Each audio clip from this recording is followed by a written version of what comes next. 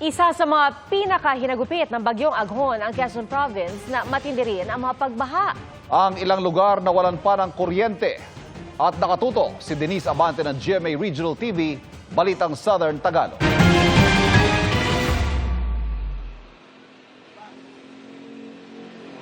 Iban mga nagbagsakang puno, pag-apaw ng tubig sa mga palayan at ang pagpasok ng tubig sa mga bahay. Ilan lamang yan sa mga epekto ng bagyong Aghon sa Kalakhang, Calabarzon, lalo na rito sa lalawigan ng Quezon. Umapaw ang Palisabangon River sa Pagbilao, Quezon. Inabot na ng rumargas ang tubig baha ang mismong tulay na dinadaanan ng tren. Ang ilang residente nanguha na ng mga inanod na niyog. Sa Mauban, Quezon, hinampas ng malalaking alon mula sa dagat ang mga bangkang nakadaong sa pantalan. May bangkang nasira at nalubog dahil sa malalakas na alon. Lumampas na rin sa seawall ang tubig at pinasok ang mga bahay.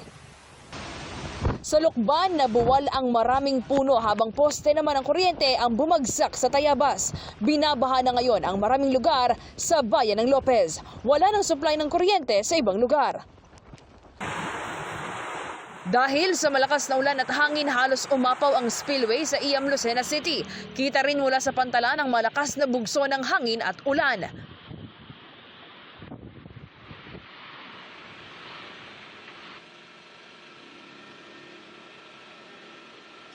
Pia Ivan, ang malaking bahagi ng Lucena City, Quezon ngayon ay binabaha. Dahilan yan ay ang mga baradong drainage dahil sa epekto ng El Nino ayon sa PDRRMO. Sa kasalukuyan, nasa mahigit 300 mga residente ang inililikas ngayon at patuloy pa ang rescue operations. Tiniyak naman ng pamunuan ng Quezon na patuloy ang kanilang mga ibibigay na ayuda at tulong para sa mga residenteng apektado ng bagyo.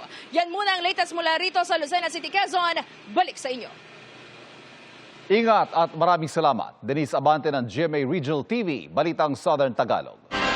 Mga kapuso, patuloy na tumutok sa mga balita. Mag-subscribe sa GMA Integrated News sa YouTube. Sa mga kapuso abroad, samahan niyo kami sa GMA Pinoy TV at www.gmanews.tv.